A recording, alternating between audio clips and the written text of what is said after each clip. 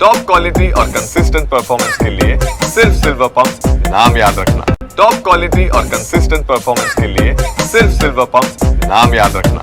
નમસ્કાર, news at 10 માં આપનું સ્વાગત છે। હું છું આપની સાથે હિરલ મહેતા। મહત્વના સમાચાર સુરતમાંથી સામે આવી રહ્યા છે। સુરતમાં ફરી એક વખત આગ લાગવાની ઘટના સામે આવી રહી છે। સુરતમાં લસકાણા ડાયમંડ નગરમાં આગની ઘટના સામે આવી છે। અમૃત ગૃહ ઉદ્યોગ નગરમાં આવેલા કારખાનામાં આગ લાગી હતી। ત્રીજા માળે બંધ કારખાનું આગની ઝપેટમાં આવી ગયું। ફાયરની ટીમે ઘટનાસ્થળે પહોંચીને આગ પર કાબુ મેળવવાના પ્રયાસો હાથ ધર્યા હતા। મહત્વના સમાચાર સુરતમાંથી આ જે દ્રશ્યો સામે આવી રહ્યા છે તે ખૂબ જ ચોંકાવનારા છે, કારણ કે લસકારા ડાયમંડ નગર છે કે જ્યાં આગની ઘટના સામે આવી છે। અમૃત ઉદ્યોગ નગરમાં આવેલા કારખાનામાં આગની ઘટના બની છે। જોકે આ કયા કારણોસર લાગી હતી તે મુદ્દે પણ તપાસ કરવામાં આવશે। ત્રીજા માળે બંધ કારખાનું આગની ઝપેટમાં આવી ગયું હતું, તો ફાયરની ટીમો તાત્કાલિક ઘટના સ્થળે પહોંચી ગઈ હતી।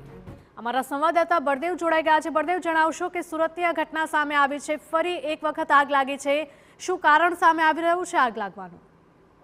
સુરતની વાત કરીએ તો સુરતની અંદર અવારનવાર ઇન્ડસ્ટ્રી વિસ્તારની અંદર આગ લાગવાની જે ઘટનાઓ છે સતત બનતી હોય છે। ત્યારે આજે વહેલી સવારે જે લસકાણા વિસ્તારમાં આવેલ ડાયમંડ નગરના જે અમૃત ઉદ્યોગ નગરની અંદર એક ત્રીજા માળે જે બંધ પડેલા જે કારખાનાની અંદર અચાનક જ કોઈ કારણસર જે આગ લાગવાની જે ઘટના બની હતી।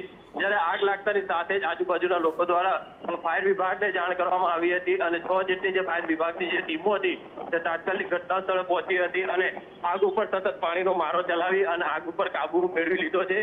આ જે રીતે માહિતી મળી રહી છે તે પ્રમાણે આગની અંદર કોઈ જાનહાની ઘટના નથી બની, કારણ કે છેલ્લા ઘણા સમયથી આ જે કારખાનું હતું તે બંધ સ્થિતિમાં હોવાની જે વાત છે તે ચાલી રહી હતી। હાલમાં તો આ કયા કારણસર લાગી છે તેને લઈને ફાયર વિભાગ દ્વારા તપાસ શરૂ કરવામાં આવી છે।